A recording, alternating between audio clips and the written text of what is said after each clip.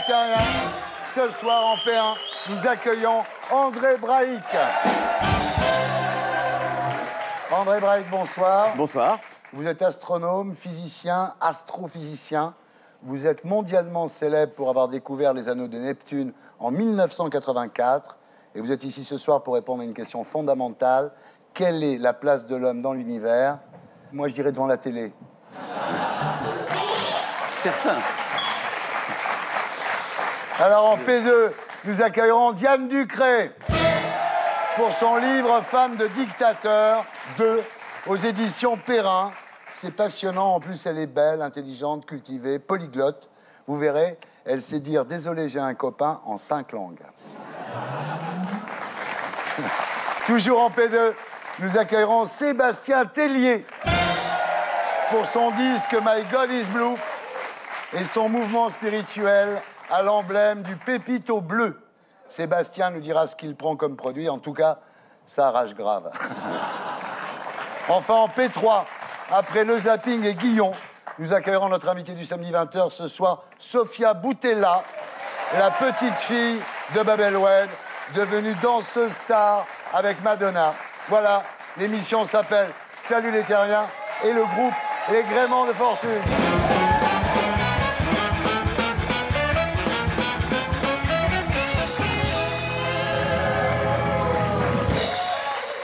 Alors André Braic, bonsoir. Donc vous êtes astronome, physicien, astrophysicien. Vous avez travaillé en particulier sur les supernovas, la théorie du chaos, la dynamique des galaxies, la formation du système solaire, les anneaux planétaires. Vous êtes donc parfaitement à votre place dans une émission intitulée Salut les Terriens. Et vous avez vu d'ailleurs que le générique reprend la plaque envoyée par Carl Sagan dans l'espace à l'époque. Qui voyage en ce moment, loin de nous. Elle est où, cette plaque? Elle est à peu près à 15 milliards de kilomètres de la Terre. D'accord. D'ailleurs, pas très loin. Ouais. C'est-à-dire environ 100 fois la distance Terre-Soleil. D'accord. Mais je crois que vous allez nous aider ce soir à prendre du recul. Comme on n'a pas le droit de parler politique, vous allez nous aider à voir les choses du point de vue de Sirius. Mais vous savez, je crois que la science est plus importante que la politique. Ouais. Pourquoi vous n'êtes pas chauve avec une grande barbe blanche? Ça ferait plus astronome quand même, non? Les barbes, c'est pas mon truc. Ouais. Et chauve, il me reste quelques cheveux, pas longtemps. Si, ça va, ouais. Donc j'en garde quelques-uns, donc je n'aime pas ça. Alors c'est vous qui, en 1984, avez découvert les anneaux de Neptune. Enfin, je crois qu'on peut dire que le Seigneur des Anneaux, c'est vous, finalement. Alors en fait, Neptune était 4 milliards 500 millions de kilomètres de la Terre. Vous les avez découverts comment, ces anneaux de Neptune, alors? C'est très simple. Vous prenez le moment où Neptune passe devant une étoile. Oui. Alors, Neptune passe devant l'étoile, la lumière de l'étoile disparaît. Oui. Si jamais il y a des anneaux autour, la lumière disparaît un peu avant, un peu après. Et donc, pas de disparition avant ou après, il n'y a pas d'anneau. Et disparition, il y en a. Et alors, votre trouvaille a été confirmée par la sonde Voyager, en fait. On a pris des photos, on a trouvé 3 arcs de matière. Et donc, puisque j'étais le découvreur, j'ai eu le privilège de pouvoir donner le nom. Alors, justement, vous avez baptisé Liberté, Égalité, Fraternité. En fait, au départ, votre idée, c'était de les appeler Riri, Fifi et Loulou. Pas vraiment. Mais je vous rappelle qu'on est en 1989, à cette époque, qu'il y a des étudiants qui manifestent place Tiananmen à Pékin, un mur qui tombe à Berlin, le bicentenaire des droits de l'homme. Ça me paraissait l'occasion. Une de mes étudiantes à l'époque, Cécile Ferrari, a trouvé un 4e arc. Et ça s'appelle Courage. On l'a appelé Courage, qualité que tout le monde n'a pas. Et donc, quand vous prenez les premières lettres de Courage, Liberté, Égalité, Fraternité, ça fait CLEF. Qu'est-ce que c'est de CLEF? La clé. La clé en anglais, c'est la clé de musique, la portée de musique, l'harmonie, la beauté du ciel. La clé en français, c'est la clé pour ouvrir la porte. Et donc, laissons les Anglais jouer de la musique pendant que nous, on va essayer de comprendre ce qui se passe. Waouh! Alors, ce qu'il faut savoir, c'est qu'il y a aussi un astéroïde qui s'appelle Braic, en votre honneur. Alors ça doit marcher avec les filles, parce que quand vous êtes avec une fille, tu vois, chérie, là-bas, c'est mon étoile. C'est un peu froid, je les emmènerai jamais là-bas. Ah ouais. Alors, est-ce que vous participez au choix de Miss Univers, vous, non? Pas du tout. Alors évidemment, la question qu'on a envie de vous poser, c'est est-ce que oui ou non les extraterrestres existent? Et s'ils existent, pourquoi sont-ils assez cons pour aller dans le désert américain la nuit? Alors, le scientifique que je suis ne peut avoir qu'une seule réponse. Oui. C'est je ne sais pas. Oui. Et puisque je ne sais pas, je cherche. Vous dites que ce serait avoir un nombril de taille démesurée, d'imaginer être les seuls occupants de l'univers. Malheureusement, s'il n'existe que 2 ou 3 formes de vie dans la galaxie, qui comptent des milliards d'étoiles, ce sera impossible de les trouver, de toute façon. Ben, ça dépend de la distance. Si c'est près, on le trouvera rapidement. Rapidement, ça veut dire notre génération. Ah. Si c'est très loin, ça sera un siècle ou 2. Si c'est très très très loin, ça sera un millénaire ou 2. Alors, il y a un message qui a été lancé depuis l'observatoire d'Arecibo vers la constellation d'Hercule. qui va mettre 25 000 ans pour parvenir là-bas. Tout à fait. Pour peu qu'il soit poli qui nous répondent, ça fait 50 000. Oui. Vous avez pris quoi, la Poste? Alors, vous savez qu'il y en a certains qui ont dit vous êtes fous Ouais. dans ce message. Ils vont savoir où on est. Bon, Oui. 50 000 ans, on a le temps de réagir. Oui. Mais qu'est-ce que c'est que ce message? C'est des 0 et des 1. Tac, 0, 0, 1, 0, 0, 1. Comme ils sont intelligents, ils comprennent que le nombre de 0 et de 1 est le produit de deux nombres premiers, la somme de nombres premiers. Que le premier nombre premier, c'est le nombre de colonnes. Le deuxième nombre premier, c'est le nombre de lignes. Ils remplacent les 0 par des blancs et les 1 par des noirs. Et Ouais. ils ont la double hélice, ils ont un petit bonjour. Ouais. Alors, on a donné aux collègues astronomes, aucun n'a compris. Mais supposons qu'un extraterrestre moyen soit plus intelligent Je suis qu'un pas sûr astronaute qu'ils moyen. comprennent les extraterrestres Et on quand leur même, fait hein. bonjour. Ouais. Ils nous répondent dans 50 000 ans. Ouais. Donc la profondeur du dialogue n'est pas extraordinaire. Ouais, ouais. Alors André, vous publiez chez Odile Jacob un livre intitulé « La science, une ambition pour la France ». En fait, c'est un manifeste pour la recherche. Pour vous, en fait, pour lutter efficacement contre la violence et le chômage, il faut mener un combat pour la connaissance, donc pour la science. C'était une plaisanterie lors d'un dîner avec Odile Jacob où je lui ai dit que je n'avais pas le temps de me présenter en 2012 parce que j'avais trop de travail, mais que j'y songeais pour 2017 ou 2022. Et que j'avais un programme, et mon programme réside en 3 priorités. L'exclusion de toutes les autres, la recherche, l'éducation et la culture. Et quand on parle de difficultés, je parle que le seul moyen de lutter contre ces difficultés, c'est ces 3 priorités. Je veux dire par là que la violence qui existe, qui est dommageable, eh bien la violence n'est pas la fille de la pauvreté. Les sociologues l'ont montré mieux que moi, la violence est la fille de l'inculture. Ouais. Et quant au chômage, c'est pas en fabriquant des chemises à bas coût qu'on résout le problème, c'est en trouvant des choses nouvelles et en étant à la pointe du progrès. Et hélas, dans tous les pays du monde, et pas uniquement la France, ces choses sont un peu oubliées, parce que nos dirigeants, qui sont des gens souvent intelligents, ils sont passés par... ils ont été avocats, ils ont fait l'ENA, ils ont fait des écoles intéressantes, les HEC, mais ils n'ont jamais fréquenté le monde de la recherche. Et quel dommage!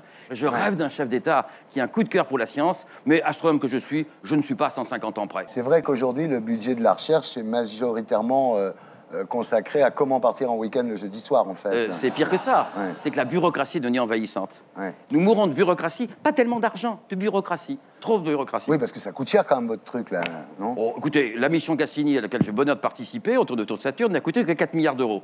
Regardez ce que font certains banquiers avec cette somme. On fait mieux, nous. Alors, vous souhaitez que soit relancée la conquête spatiale pour des raisons économiques, Bien entendu. les minerais, les hydrocarbures, l'énergie. Bien entendu. Mais c'est ce que disait Cheminade et tout le monde s'est foutu de sa gueule. Bon, j'ai pas tellement suivi les événements, donc je suis pas au Ouais. courant. Mais simplement, je me rends compte que les Chinois, qui ont d'autres problèmes que nous pour nourrir la population... Ils ont lancent lancé 22 satellites et nous 3. Voilà. Alors, l'Europe, on discute. On n'avance Ouais, pas, on ouais, discute. ouais. Et l'avenir, il est là. Ouais. Je vois qu'il y a des fauteuils Louis XV. Et bien, sous Louis XV et Louis XVI, on négligeait quelques arpents de neige au Canada. Résultat, on parle anglais dans le monde. Si on néglige l'espace, dans le futur, eh bien, d'autres profiteront des matières premières qui sont là-bas. Vous dites qu'il y a aussi une dimension éducative à travers l'émerveillement chez les gamins des cités, devant la science, devant la conquête spatiale.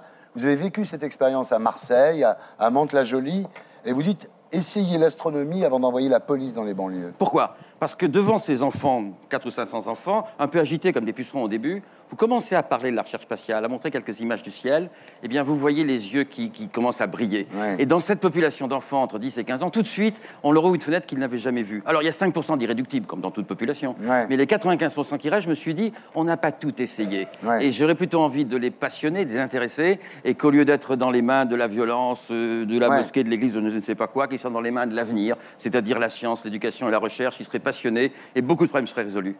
Alors, vous qui vous y connaissez vraiment, quand on voit une étoile filante et qu'on fait un vœu, ça marche? Vous savez, il ne faut pas faire de vœux. Les superstitions, ça porte malheur. Ouais, l'astrologie, vous y croyez pas plus? Ah ben ça, c'est une vaste escroquerie. Ah ouais. Quand on pense qu'au XXIe siècle, il y a encore de l'astrologie dans certains journaux, je dis à mes étudiants, n'achetez jamais un journal d'astrologie ou bien une chaîne de télévision, ça pour que le directeur, qui est un homme cultivé, prend ses lecteurs pour des couillons. Ça, c'est vrai. Donc, c'est pas la peine de donner l'argent à quelqu'un comme ça. Jouer sur le manque d'éducation des gens, sur la crédulité, ça, c'est pas C'est gentil. pas bien. Et l'enseignant que je suis, il aime pas ça. Alors, ça sera ma dernière question. Vous qui connaissez bien le système solaire, vous mettez quel indice de protection à la plage, André? Eh bien, je sais 2 choses. Premièrement, je ne m'expose pas au soleil et à la plage quand je suis petit, parce que c'est un cancer de la peau à l'arrivée. Oui. Mais quand je suis plus âgé, je m'y expose parce que ça veut dire que donne j'ai un peu la vitamine D. La vitamine D, absolument. Et ce que je fais, je ne pars pas en avion à New York en ce moment, parce qu'en cette semaine, le soleil a une activité très forte et vous recevez un peu plus de rayons cosmiques en ce moment. Donc si vous allez à New York, allez-y la semaine prochaine, pas cette semaine. Mais ça fait quoi, les rayons cosmiques? Eh bien, c'est des particules chargées, des protons pour l'essentiel, qui heurtent votre corps, mutation, et votre chance de cancer est un peu plus grande. Donc, si on va à New York, c'est protection 6, quoi. Non, parce que le protection 6, c'est l'ultraviolet, et ce dont je vous parle, c'est rien cosmique, ce qui n'est pas du tout la même chose. Oui, d'accord. Donc, tout est à recommencer. Nous sommes toujours en compagnie d'André Braic et nous accueillons Diane Ducré et Sébastien Tellier. Alors, Diane Ducré, bonsoir. Bonsoir. Alors, quand vous étiez élève à la Sorbonne, vous avez soutenu un mémoire portant sur la modernité scientifique et la pensée transcendantale chez Husserl. Ensuite, vous avez fait un DEA sur la mort comme critique de la totalité, lecture de l'étoile de la rédemption chez Franz Rosenzweig. Rosenzweig, c'est le mec qui présente Pékin Express sur M6, non? Presque, ouais. Les mecs qui dînent avec vous, ils doivent être flippés, non? Ils doivent se dire quel sujet de conversation je vais pouvoir trouver avec cette fille. C'est vache de me présenter comme ça, Ouais. Thierry. C'est moche, c'est moche. J'ai fait beaucoup d'autres choses plus sympas. Alors aujourd'hui, vous vous intéressez à un univers encore plus passionnant, les femmes de dictateurs. Ces femmes qui font que l'industrie française du luxe est ce qu'elle est. C'est que le printemps arabe, c'est moins 20% chez Vuitton. Hein, Dramatique. Elles aiment bien les loups-boutins parce que comme il y a des semelles rouges, quand elles marchent dans le sang, ça se voit pas. Dur. Ouais, je sais. Alors, en janvier 2011, vous avez sorti un premier tome consacré aux épouses de Mao, de Staline, de Lénine, d'Hitler, de Mussolini, de Bokassa. 100 000 exemplaires en France, traduits dans 18 pays. Bravo, c'est formidable. Merci, merci. Bravo. Immense succès. Vous expliquez comment, succès? Vous aviez mis des photos de vous à l'intérieur du livre, non? Non, j'ai beaucoup travaillé. Il y avait énormément d'archives internationales, archives privées, méconnues complètement, et beaucoup de photos, même d'Eva Braun en maillot de bain, alors, puisque vous voulez des photos. Aujourd'hui, vous êtes ici pour un livre intitulé « Femmes de dictateurs 2 », qui est consacré donc aux épouses, aux maîtresses de Fidel Castro, de Saddam Hussein, de l'ayatollah Khomeini, de Ben Laden, de Kim Jong-il et de Milosevic. Alors, c'est extraordinaire, son bouquin. C'est-à-dire que Castro, déjà, ce qu'on apprend, c'est qu'il avait une technique de drague très au point. Quand il repérait une fille comme ça, il la désigne à ses gardes du corps, quoi. Ensuite, on vérifie qui elle est, on la suit, il y a une filature, on éloigne le mari en le nommant à l'étranger, on fait des examens médicaux pour savoir si elle est saine, et ensuite on lui dit, ben voilà, vous avez été choisi par, par le leader Maximo pour être sa maîtresse. Oui, c'est vrai que c'est l'ancien garde du corps de Fidel Castro qui me raconte en exclusivité cette technique-là. C'est la première fois qu'il parlait, comme beaucoup d'ailleurs des personnages qu'on retrouve dans le livre. C'est très documenté. Il faut aller à la rencontre des personnages, à la fois des opposants, mais des familles même de tous ces dictateurs-là, anciennes maîtresses, anciens gardes du corps, médecins personnels. Et c'était un très très gros travail et extrêmement gratifiant pour un historien. Alors il y en a une qui s'appelle Marita Lorenz. Alors lui, carrément, il encercle son bateau où elle est avec sa famille. Il arrive sur le bateau, il la désigne tout de suite, quoi. Elle a 18 ans, il est fou amoureux d'elle, elle est très amoureuse de lui, elle repart avec ses parents bientôt qui ont très peur de cette idylle naissante. Elle repart à New York, il fait envoyer un avion pour la récupérer. Il la ramène en avion à la Havane, dans la fameuse chambre 2406 du Hilton. Hein. Ensuite, quand elle arrive dans la chambre pour la première fois, il est en train de jouer aux petites voitures. Oui, c'est vrai, entre deux directions données à la guérilla et aux guérilleros. Ouais. Alors, il la force à avorter, elle le prend très mal, elle s'enfuit en Floride, elle est recrutée par la CIA, elle repart, retournée à ce moment-là par les services secrets américains, et elle a des pilules à donner à Castro pour le tuer. Et elle l'aime tellement qu'elle jette les cachets dans le bidet. Elle est incapable de l'assassiner, et même encore aujourd'hui, elle me répond « j'aurais jamais pu le faire, je l'aimais ». Il faut dire pourtant qu'elle en a vu de belles. C'est vrai un matin, en sortant de la chambre de Fidel, elle se prend une belle gifle dans l'ascenseur par Ava Gardner, l'actrice américaine qui, elle aussi... Qui lui dit « c'est toi la chienne de Fidel ». Oui, c'est vrai. Alors, on parlait de Saddam Hussein. Alors, Saddam Hussein il avait une épouse qui s'appelait Sajida. Alors, grand train, évidemment. Elle allait faire ses courses à Londres et à New York en Boeing 747. Mais elle était trompée. Malheureusement pour elle, Saddam va tomber amoureux d'une blonde. Et voilà. Une deuxième femme, elle va mettre 6 ans à accepter la chose et à s'en rendre compte. Alors, ce qui est terrible, c'est qu'un jour, un chirurgien enlève un grain de beauté à Sajida et il oublie de l'anesthésier. Alors, il s'en rend compte, il dit, écoutez, je suis désolé, j'ai dû vous faire atrocement mal. Et elle lui dit, quand on est avec Saddam, on peut tout supporter. L'amour comme la haine, la mort comme le pardon. Ouais. Alors, on parlait de l'ayatollah Khomeini, alors là, c'est extraordinaire. En fait, c'était un homme tolérant, un mari modèle. À la maison, l'ayatollah Khomeini fait la lessive, il nettoie les toilettes, car il juge que ses tâches ménagères sont indignes de son épouse. Il ne supporte pas qu'elle se fatigue. Il interdit à ses enfants de se mettre à table avant elle. Et en même temps, il met une chape de plomb sur les femmes iraniennes, quoi, ce qui est quand même extraordinaire. Sa propre épouse, à l'intérieur de sa maison, a droit à toutes les considérations et il va même lui faire la classe de manière privée pendant les 8 premières années de leur mariage. Alors qu'il interdit aux filles d'aller à l'école. Incroyable. Il est fidèle, lui, l'ayatollah Khomeini. Hein. Il n'a eu qu'un seul amour, c'est elle. C'est beau, hein, oui. Alors, il y a Kim Jong-il. Alors, lui, le mec de Corée du Nord, lui, les bunga-bunga de Berlusconi, à côté, c'est rien du tout. Hein. Il a 2000 filles qui sont recrutées dans les écoles. 2000 filles, des vierges de 18 ans.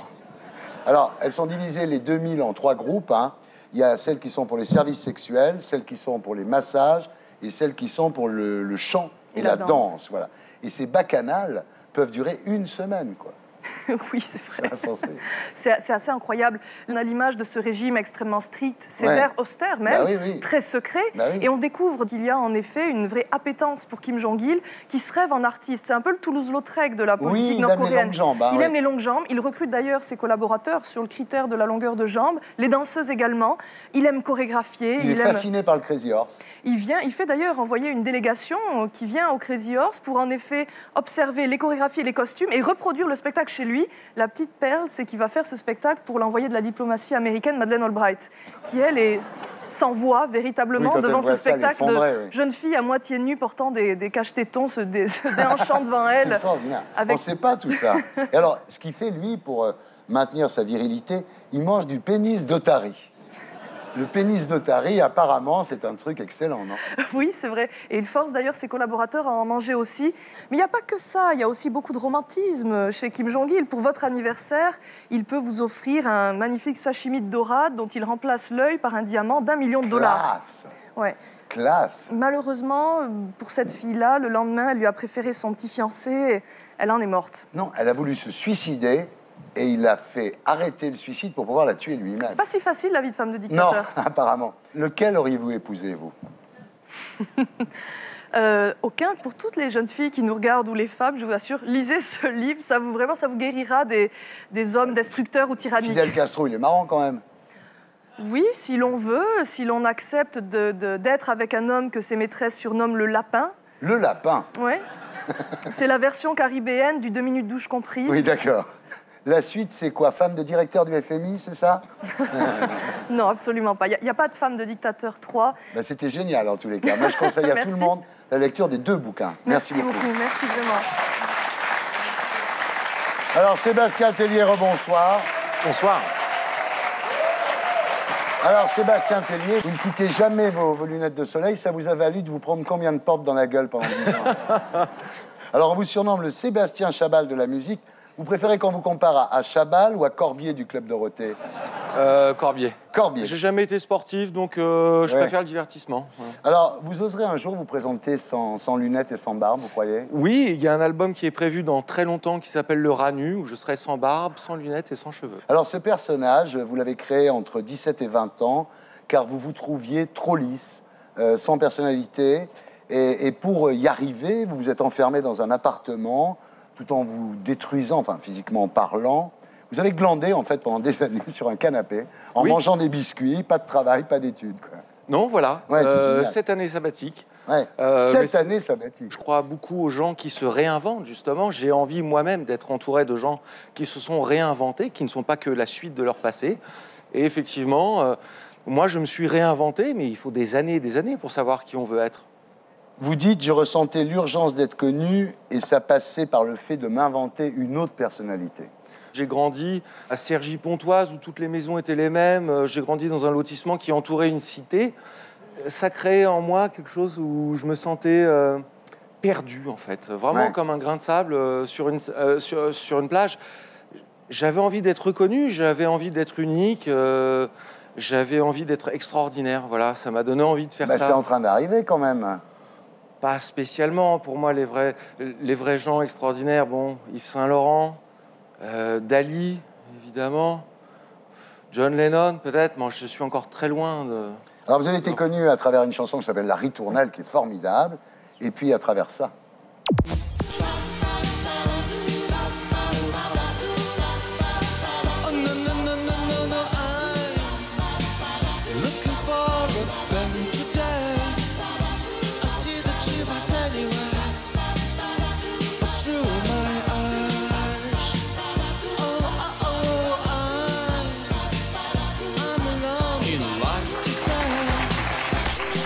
Voilà, Sébastien Tellier, Divine, formidable chanson à l'Eurovision.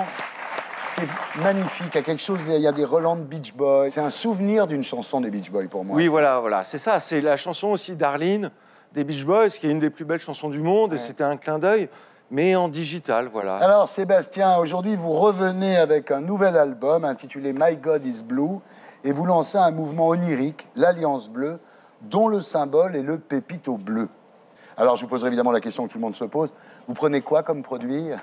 Et je ne prends pas de produit, enfin très peu. Ouais. Et il se trouve que pour retrouver l'inspiration, je voulais aller au Mexique, voir un chaman. J'avais envie j'ai toujours été passionné de trance, de vaudou, etc.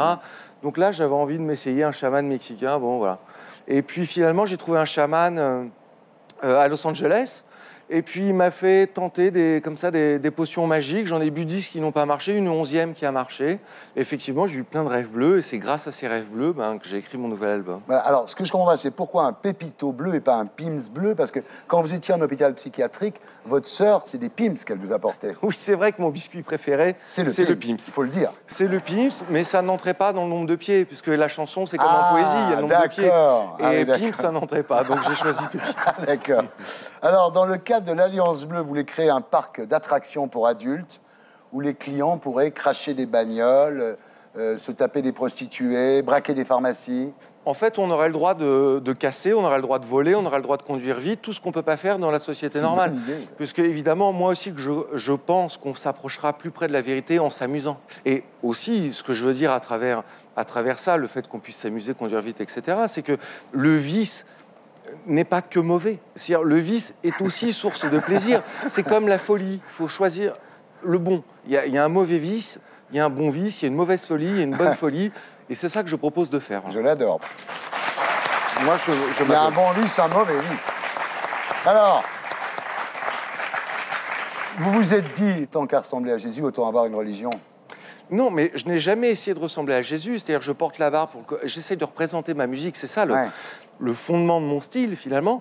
Et donc, je voudrais qu'en me regardant, les gens puissent deviner quelle musique je fais. Donc, une barbe pour le côté mystérieux, les cheveux longs pour le côté féminin, et les lunettes de soleil pour le côté sophistiqué, finalement. Voilà. Alors, on regarde à quoi ça ressemble.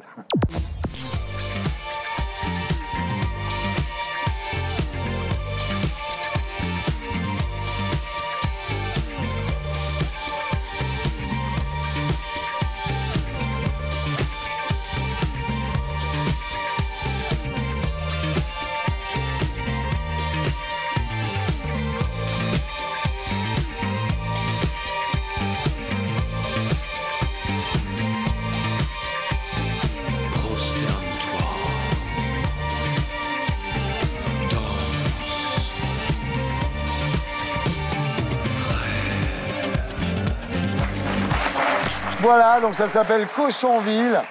Alors Cochonville, au sein de l'Alliance Bleue, c'est un endroit justement réservé aux vices dans lequel toutes les sexualités sont autorisées. Voilà, complètement. On pourra participer à tous les vices, justement, casser, voler, couper des arbres, tout ce qu'on n'a pas le droit de faire dans notre vie normale. Voilà, c'est ça que je propose. Braïque, vous qui cherchez les extraterrestres, vous en avez un là. Bien. On passe maintenant à l'actualité de la semaine, sans parler politique, veille d'élection oblige, avec l'édito de Blacko 1, et c'est l'historien Alexandre Adler que nous retrouverons sur ce plateau après le magnéto.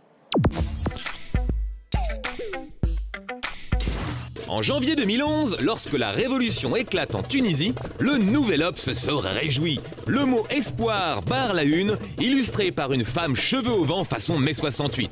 Un an plus tard, la Tunisie est de retour en couverture. Mais le ton a changé. Cette fois, on montre une femme voilée et on ne parle plus d'espoir, mais de nouveaux défis islamistes. Faut dire qu'au départ, la révolution arabe, on nous avait présenté ça comme un joyeux chahut organisé par des jeunes avec des téléphones portables. On imaginait donc que les élections seraient un plébiscite pour les valeurs occidentales. Sauf que cette fois-ci, les élections n'étaient pas truquées. Du coup, ce sont les islamistes qui sont sortis vainqueurs en Tunisie, au Maroc et en Égypte. D'ici 2 mois, la Libye votera à son tour, mais on devine déjà le résultat, sans oublier l'Algérie, où les islamistes de l'Alliance Verte crient déjà victoire pour les législatives prévues cette semaine. En France, ça nous inquiète. On veut bien se réjouir des progrès de la démocratie dans les pays arabes, mais faudrait pas que les islamistes en profitent pour gagner les élections. Dans le fond, quand les barbus étaient emprisonnés et traqués par des dictateurs réélus à 97% des voix, bah ça nous allait très bien. La Tunisie est très en avance. On n'en est pas encore arrivé à regretter Kadhafi, mais c'est limite. Sa chute a déstabilisé la région, le Mali est dans la tourmente, Al-Qaïda s'installe au Maghreb. Alors l'an dernier, on se réjouissait de la chute des dictateurs, mais cette année, on se fait du souci. Alors attention, en Syrie, Bachar el-Assad se comporte vraiment comme un tyran sanguinaire. Mais on a tellement peur des barbus qu'on va finir par se demander si c'est vraiment dans notre intérêt de le chasser du pouvoir. Voilà, c'était l'édito de Blacko 1. Mise en image de Julien Graff. Alexandre Adler, bonsoir. Bonsoir. Vous êtes journaliste, historien, et vous venez de publier chez Grasset Le jour où l'histoire a recommencé. Bienvenue parmi nous, Alexandre. Merci Thierry. Alors, il y a un an, un vent de liberté soufflé sur le Maghreb. Adieu Ben Ali, Moubarak, Kadhafi, Alioumari.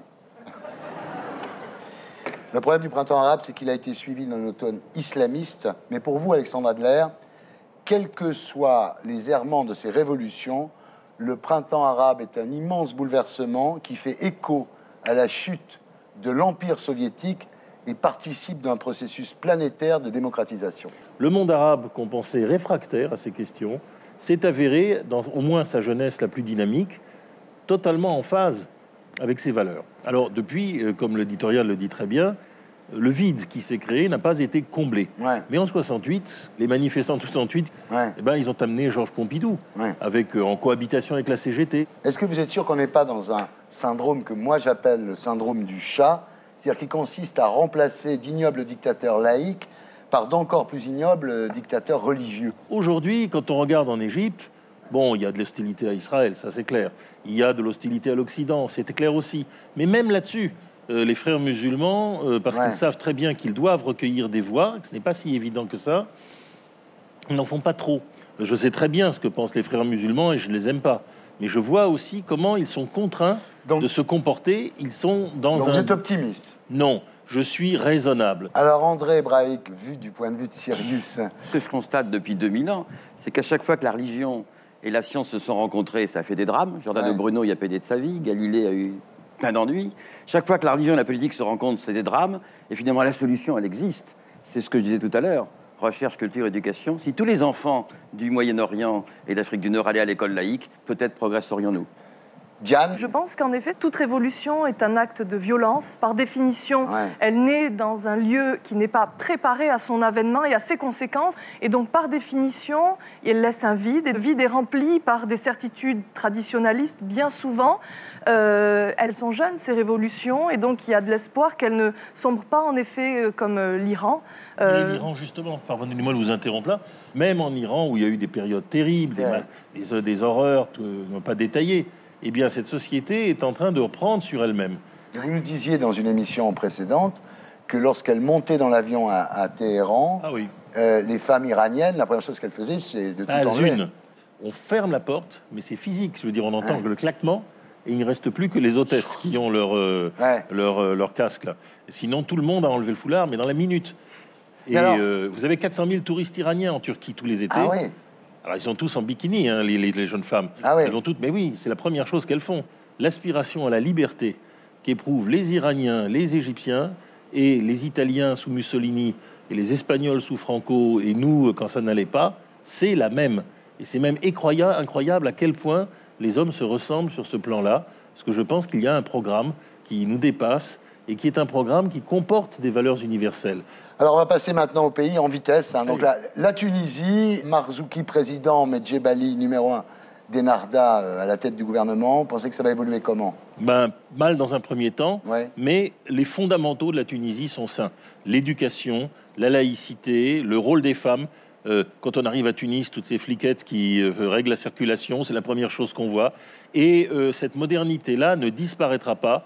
La Tunisie est malade, mais elle a un corps vigoureux et sain. D'accord. Sébastien? Tunisie, je connais à travers les hôtels Fram, quand j'étais C'est la jeune, meilleure réponse que vous pouviez faire. mais je ne connais pas. Très bien. Alors la Libye, alors réinstauration de la charia, Vous confirmez quand même que si on est infirmière bulgare, c'est pas le moment d'y retourner quand même. Je n'ai jamais été, à mon avis, un enthousiasme du tourisme libyen, bien qu'il y ait les plus belles plages de la Méditerranée et les plus belles ruines romaines. Mais cela dit, je pense quand même que là aussi, la lutte contre Kadhafi, le fait que la solidarité des Occidentaux se soit manifestée tout de suite, on les a aidés. Mais est-ce que ça va les empêcher de réinstaurer la charia? Non, parce que ça, je pense que c'est traditionnel. Ça vient maintenant comme une espèce de souffle brûlant, et puis le Qatar est là pour l'attiser. Mais quand même, cette société libyenne se demande où elle veut aller, et elle ne veut pas revenir dans l'enfermement kadhafiste. C'est-à-dire qu'en fait, les Qataris qui se donnent cette image, finalement, de tout racheter, de s'occuper du football, de télévision et tout, ils attisent les braises islamistes. Aujourd'hui, le Qatar a une stratégie d'unification du monde arabe qui vient de Nasser, mais une unification qui passe par une idéologie islamiste renouvelée.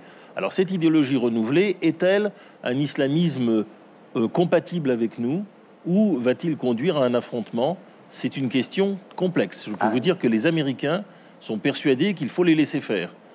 Nous, en Europe, on est moins persuadés. On est plus près, il faut dire. On est plus près, exactement. Et on se demande si, par exemple, cette réislamisation passe par nos banlieues, que sera l'avenir de l'intégration. Mais on peut aussi convaincre les Qataris qu'il faut agir avec un peu de modération. L'Égypte. On transformait les pyramides en mosquées, vous savez quand même. Cauchemar absolu. Non, on n'est pas là. Je suis assez optimiste sur le système politique égyptien, parce que je vois qu'il y a une maturité politique à l'œuvre. Mais c'est un pays qui est très pauvre. Les 88 millions d'habitants qui sont étouffés dans cette oasis, avec quand même plus de 60% d'analphabètes, contre 3% en Tunisie, avec des classes moyennes qui sont faibles, c'est pas la même chose. Mais ce que je constate, c'est que les élections présidentielles ont lieu, que les gens vont voter assez librement, donc la manipulation et l'entente des deux forces autoritaires, les frères musulmans et les militaires, eh ben, ça ne marche pas si bien que cela. D'accord. Alors la Syrie, donc si Bachar el-Assad tombe, les minorités qui vivent en Syrie vont être extrêmement maltraitées. Les chrétiens, par exemple, il faudra qu'ils quittent le pays. C'est ce qu'ils pensent, en tout cas. Vous savez, un spécialiste de la théorie des jeux qui s'appelait Morgenstern a inventé ce terme, le no-win game.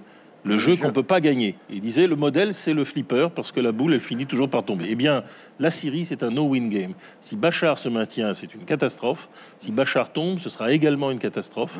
Et je ne sais absolument pas comment on pourrait arriver aujourd'hui à une solution. L'histoire est tragique. Sébastien, le mot de la fin? Je ne veux pas changer le monde, ça serait trop long. J'ai pas l'énergie, j'ai pas le temps, j'ai pas envie. Mais par contre, créer un autre monde en parallèle, une petite poche. Et justement, nous, à l'Alliance Bleue, on croit justement au rêve. On croit plus au rêve qu'à la réalité. Ben voilà un mot de la fin. On continue à discuter de l'actualité de la semaine, toujours sans parler politique. Élection présidentielle oblige, avec l'édito de la Côte 2. Si, en voyant passer une étoile filante, votre premier réflexe est de faire un vœu en pensant à ceux que vous aimez, c'est que vous êtes vraiment un loser. Au lieu de rêvasser, vous feriez mieux de prendre votre calculette. Figurez-vous que certains astéroïdes qui traversent notre ciel contiennent des tonnes de métal précieux. Un seul astéroïde de 500 mètres de long contient 20 fois plus de platine que toutes les réserves disponibles sur la Terre. Et sachant que le platine se vend 1500 $ les 30 grammes, est-ce que ça ne vous donne pas envie de construire une fusée?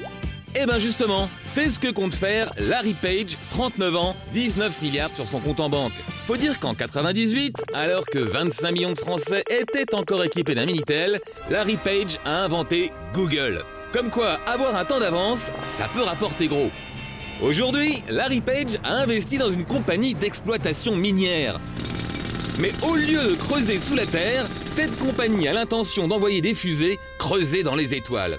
Et figurez-vous que Larry n'est pas le seul sur le créneau. Elon Musk, 41 ans, a lui aussi gagné 2-3 milliards sur Internet avant de viser les étoiles. Aujourd'hui, il dirige SpaceX, la première société privée capable de construire des fusées et d'envoyer des satellites dans l'espace. D'ici 3 ans, il lancera ses premiers vols habités et d'ici 10 ans, il compte poser un engin sur Mars.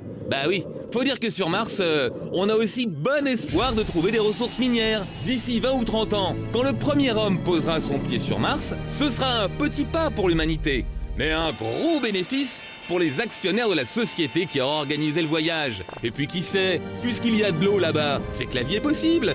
Des pionniers pourront s'y installer et ce sera une excellente base de départ pour explorer le reste du système solaire. C'est vrai que la Terre est le berceau de l'humanité, mais que voulez-vous? L'homme n'est pas fait pour passer sa vie entière dans son berceau. Voilà, c'était l'édito de Blacko 2, mise en image de Julien Grappe. Alors André, c'est vrai qu'il y a eu un engouement pour l'espace après la guerre, jusque dans les années 60-70, puis ça s'est arrêté. Pas vraiment. Parce que ceux qui ont compris que la future, c'est l'espace, ils continuent. La matière première de demain, c'est évidemment l'espace qu'on le trouvera. Vous n'allez pas creuser une mine par du fer ou du nickel. Il y en a directement sur certains astéroïdes.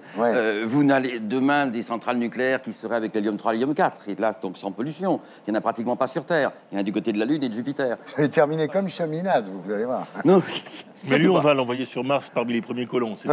Surtout pas, parce que sur Mars, c'est un petit machin. C'est pas bien, Mars. Mars était très vivable il y a quelques milliards d'années. C'était un climat doux et humide, un ciel un peu jaune. On pense même que la vie a dû démarrer avant sur la Terre, et puis l'effet de serre a avorté.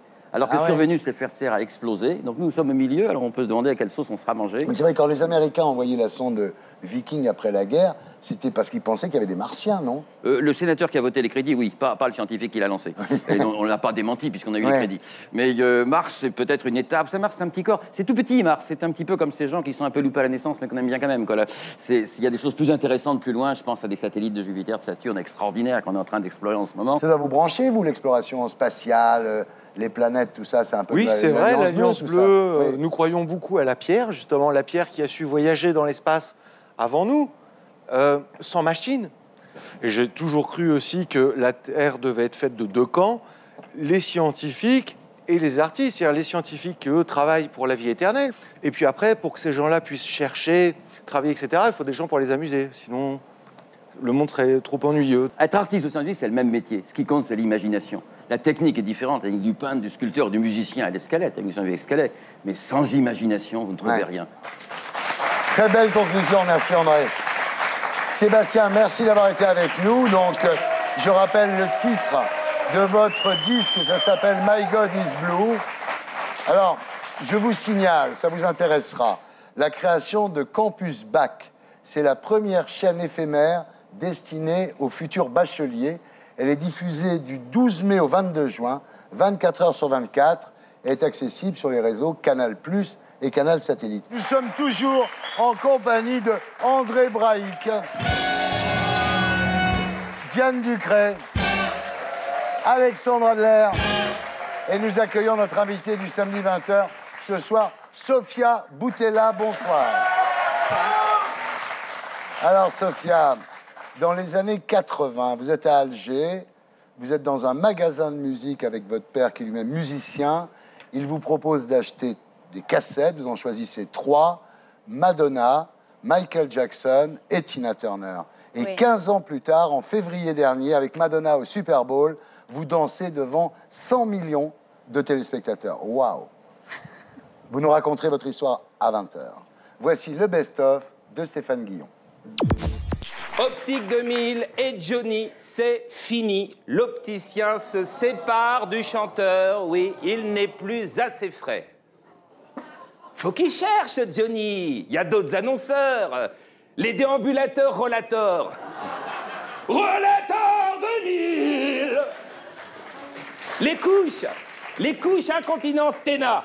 Téna 2000. Julien Clerc chante ce soir au Téléthon. Pauvre gosse.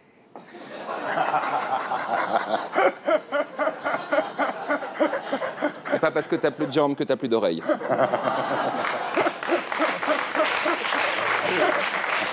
23 sourds et muets ont été refusés sur un avion d'Air Méditerranée en raison de leur handicap. Ils étaient furieux. Pourtant, les témoins présents disent qu'ils ont quitté l'avion dans un silence de cathédrale. Pas un mot plus haut que l'autre.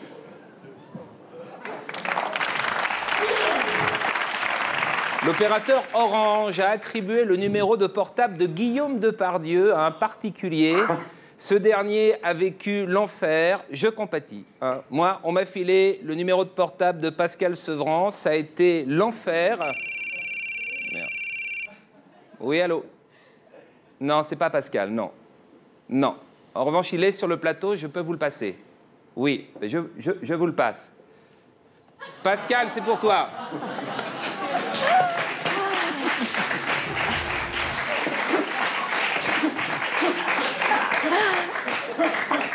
La banque HSBC vient d'installer des distributeurs de billets pour nains placés à 45 cm du sol.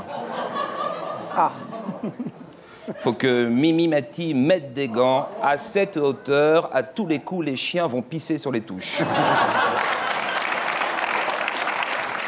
Série noire à la fac de Jussieu. Après l'amiante, les peintures sont toxiques. Si vous sortez diplômé de cette université, plusieurs grandes institutions vous accueillent. Le Père-Lachaise, le cimetière Montmartre, le crématorium de Montreuil. La société Otis rappelle des centaines de boutons d'ascenseur radioactifs. Il faut les installer à Jussieu. Faisons les choses à fond. Touche pas à mon Groenland, titre VSD, mais on s'en fout du Groenland. On s'en fout, la fonte des glaces, le réchauffement climatique, tout ça, on s'en branle. Polluez de nouveau, faites-vous plaisir, roulez en 4x4, utilisez des aérosols. Regardez, là, une grosse pulvérisation, c'est un ours polaire qui meurt. Et une petite, c'est un ourson qui tète encore sa maman. Oh non. Attention, attention. Il avait un petit frère. Un juge déclare illégal le placement d'un bébé de 7 mois dans un centre de rétention. Ah non, non, non. On va pas commencer à s'apitoyer. Bon, là, c'est une petite albanaise adorable et toute mimue. Mais attention, ça grandit, ça grandit. Dans une dizaine d'années, on va la retrouver édentée, enceinte, sur le trottoir, en train de piquer des portefeuilles à Châtelet-Les-Halles. Faut la maîtriser dès maintenant, la petite pute. À cet âge-là, les billets d'avion sont gratuits, on en profite, on s'en débarrasse.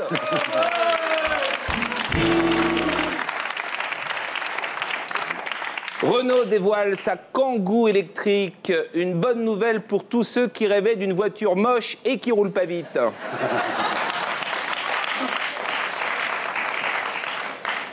Pour une série de photos en maillot de bain parues dans Match, Ariel Dombal s'est fait prêter le corps d'une copine. Une employée des supermarchés Cora, ayant ramassé par terre un ticket de réduction pour un hamburger, a été menacée de licenciement. C'est ça, la justice sociale. Vous avez un job de merde, vous récupérez un ticket pour en manger et vous êtes encore plus dans la merde. La chaîne W9 tourne à la recherche du nouveau Claude François. Le fils de la star fera partie du jury. Le gagnant devra savoir danser et chanter et changer une ampoule dans un bain sans s'électrocuter. W9 veut investir sur le long terme.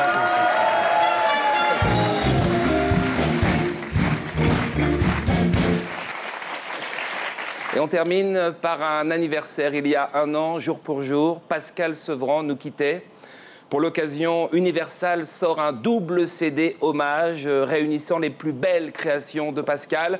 On va lui demander si ça lui fait plaisir. Pascal, ça vous plaît? Non, Pascal, je pense pas qu'on vous télécharge, non. Les internautes respectent les morts, Pascal. Bon week-end, on vous embrasse. Voilà, merci beaucoup. Merci. Bravo. Voilà, c'était Stéphane Guillon que vous retrouverez ici la semaine prochaine. Et d'ici là, sur canalplus.fr. On passe maintenant à notre invité du samedi 20h.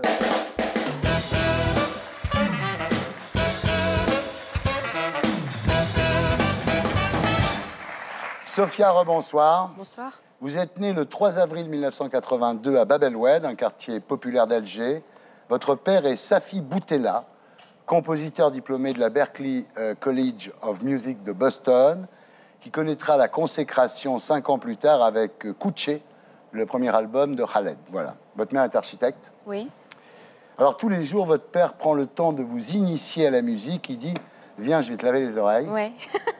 Oui, il me faisait écouter de tout, vraiment, et même des choses que je ne comprenais pas. Mais ça m'a vraiment ouvert les yeux. C'est une chance, bien sûr. Oui, bien sûr. Alors c'est comme ça qu'un jour, dans un magasin de musique, il vous propose d'acheter vos premières cassettes et vous choisissez Madonna, Michael Jackson et Tina Turner. C'est prémonitoire. Oui, c'est incroyable. Oui, c'est dingue. Ça scelle votre destin. Alors enfant, vous ne rêvez pas de devenir danseuse, mais astronaute. Oui, éleveur de dauphins. Ouais. Et Médecins sans frontières. Ah, mais très bien. En fait, la danse est une activité assez naturelle que vous pratiquez dès l'âge de 5 ans en tutu, dans des cours de danse classique à Alger. Oui. J'avais un tutu, des collants roses, j'avais tout l'attirail et c'était ce qui, au départ, m'excitait. Alors, en 1992, votre famille s'installe en France et un jour, vous dites, alors que je revenais de l'école, on est allé directement à l'aéroport, on a quitté le pays. Oui. Je me rendais pas compte, moi, à l'époque, de ce que ça représentait de partir de son pays. Mais je sais que j'allais vers quelque chose où les opportunités étaient plus ouvertes. Oui. En fait, à 10 ans, vous découvrez Paris, mais sans galère, en fait. Moi, je m'en rendais pas compte. C'est peut-être ensuite, par la suite, je me suis rendu compte que j'étais pas comme les autres enfants de l'école. Moi, j'ai grandi à l'école en Algérie, on portait tous un tablier, on était tous les mêmes. Et je sais qu'on faisait vachement attention à ce que je portais, à ce que je mettais, à comment je m'exprimais, à comment je parlais. Ouais. Je suis rentrée en CM1. Il me semble, et je ne savais pas très bien lire et écrire le français. Et c'était difficile de s'intégrer. Moi, je le voyais plus comme, bon, je vais arriver en France, il va y avoir du Coca-Cola, des bonbons, des magazines. Je vais pouvoir avoir accès à certaines choses dont on n'avait pas accès, en tout cas à l'époque, en Algérie. Alors, en 1992, année olympique, vous découvrez la gymnastique rythmique et sportive, GRS. Et là, vous prenez de passion pour ça, vous irez jusqu'au championnat de France. Vous serez même sélectionné en équipe nationale, mais en fait, vous ne voyez pas aller aux Jeux Olympiques, quoi. Non. Et là, vous découvrez le hip-hop. Oui. C'est pas rien. Alors, quelques années plus tard, vous intégrez une troupe qui s'appelle Vagabond Crew, champion du monde de battle en 2006, et vous dites, pour moi, ce qu'il faisait était irréel, c'était comme défier les lois de la gravité. Oui, bah oui. Et c'était aller loin des règles et des formalités et de la tenue droite et correcte. Et c'était défier aussi tout ça. Alors, à l'époque, tous les jours, après les cours, vous dansez au centre commercial des Halles, au Châtelet. Oui. Alors, en fait, vous dansez au départ un peu planqué, quoi, devant une animalerie. Oui. C'est un peu le spot des débutants, là. Oui. Je n'osais pas aller au milieu, là où les bons sont. Et un jour, un danseur confirmé vous invite à danser au milieu de la galerie marchande, en public. Et là, vous découvrez le plaisir des applaudissements, le public. Oui, et très nerveuse aussi. Et c'était un gros défi pour moi. Et l'apprentissage est difficile, vous avez le corps couvert de bleu. Mais vous êtes courageuse. Oui. Et en plus, surtout, j'étais très, très souple, hyper laxe. Et c'était difficile pour moi de contenir mon énergie et d'être plus dure. Alors, à 19 ans, vous songez à faire de la danse un métier avec les Vagabond Crew.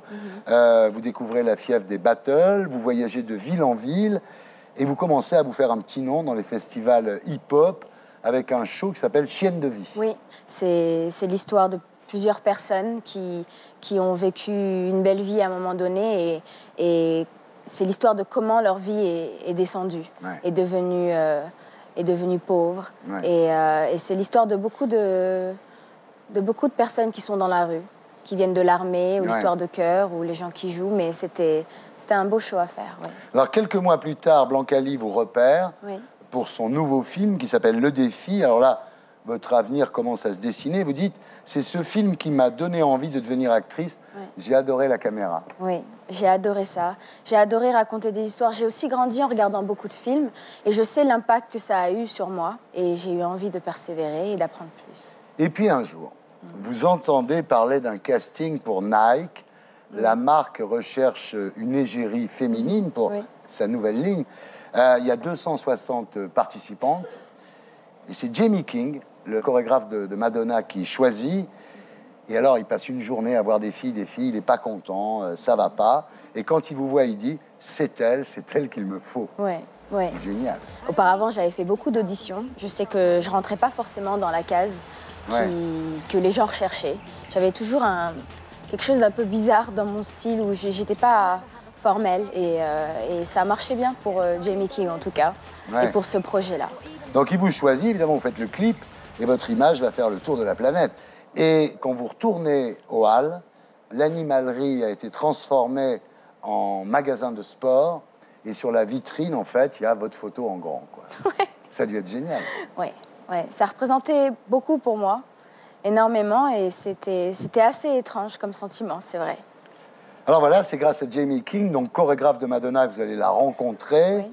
Et alors, quand vous la voyez pour la première fois, en fait, elle s'approche de vous, elle vous tend la main, elle vous dit « Enchanté, j'aime beaucoup ce que tu fais ». Oui, on a commencé avec des rapports très, très professionnels et en fait, elle est très douce et elle m'a beaucoup apporté, moi, en tout cas. Ouais. Elle vous engage pour sa tournée Confession Tour. Et puis, rapidement, vous faites partie des VID, c'est-à-dire les Very Important Dancers. Vous faites 2 clips avec elle, Hang Up et Sorry.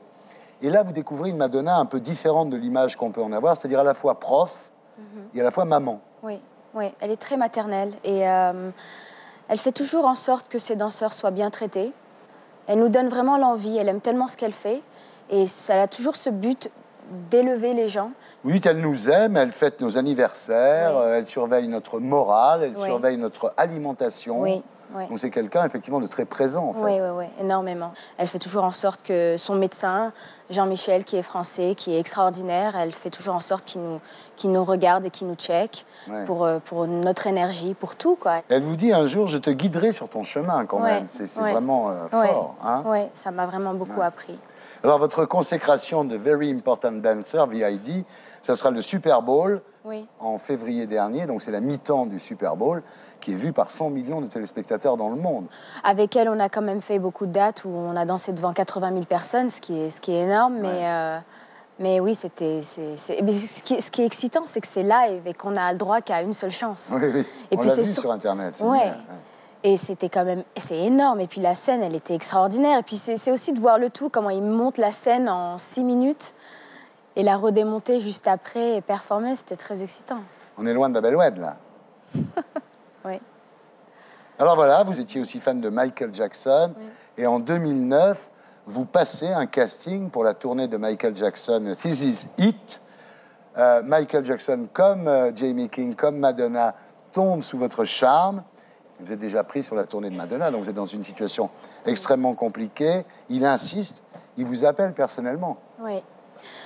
J'ai eu la chance de lui parler au téléphone. Il était question par la suite que je les rejoigne à la fin de la tournée avec Madonna. Et malheureusement, il est décédé. Quand vous avez appris la mort de Michael Jackson, vous avez appelé votre père en lui disant « mais ça ne peut pas se terminer comme ça, enfin, c'est pas possible ». Vous étiez vraiment effondré.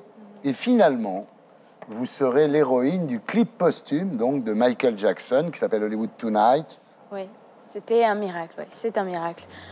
Et c'était un honneur pour 2 raisons, parce que c'était pour lui et aussi pour incarner la vie d'une danseuse à Los Angeles. C'est beaucoup la vie des danseurs et c'est bien de le voir dans un clip comme ça. Ouais. Alors aujourd'hui, vous vivez à Los Angeles. Vous dites en France, j'ai un côté ethnique qui ne passe pas partout. Aux USA, les gens avancent avec moins d'œillères. Oui. C'est vrai qu'en France, on vous propose toujours des rôles de beurette des cités qui galèrent, alors que vous n'avez jamais vécu dans une cité, vous n'avez pas beaucoup galéré, quoi. Oui, quand on est comédien, on ne doit pas être axé que sur une chose. Et c'est de la même façon que j'ai voulu découvrir plusieurs styles de danse, moi, je n'ai pas envie artistiquement de rester enfermée dans un seul style. Pour conclure, je vais dire la liste des stars pour lesquelles vous avez dansé, et c'est assez ahurissant. Donc il y a Madonna, évidemment, Michael Jackson sur un plan posthume, Jamiroquai, Rihanna, Black Eyed Peas, Gwen Stefani, Mariah Carey et Usher.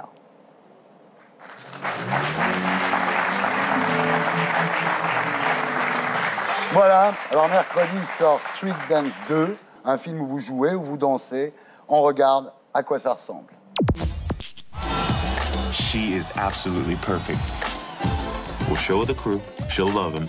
Bam, we're unbeatable. Your friends have no manners. They don't know what you do yet. Dance with your heart. There are no secrets, no lies, just the dance.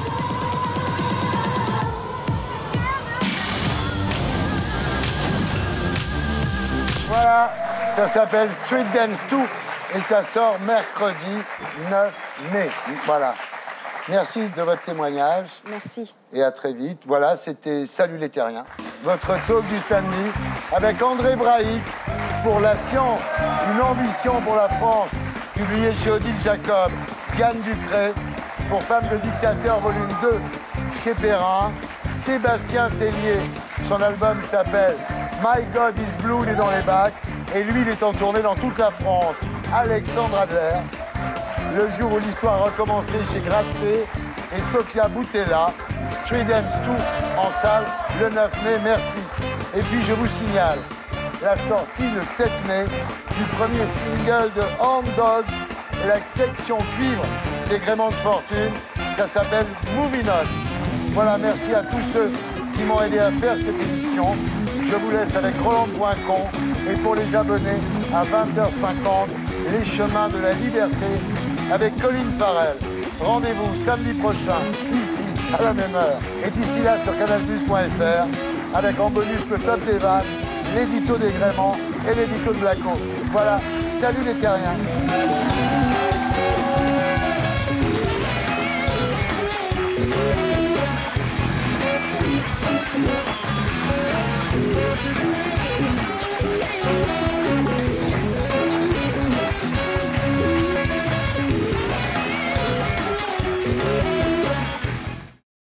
Et pour être sûr de ne rien rater de Inarditube, abonnez-vous et mettez un pouce bleu.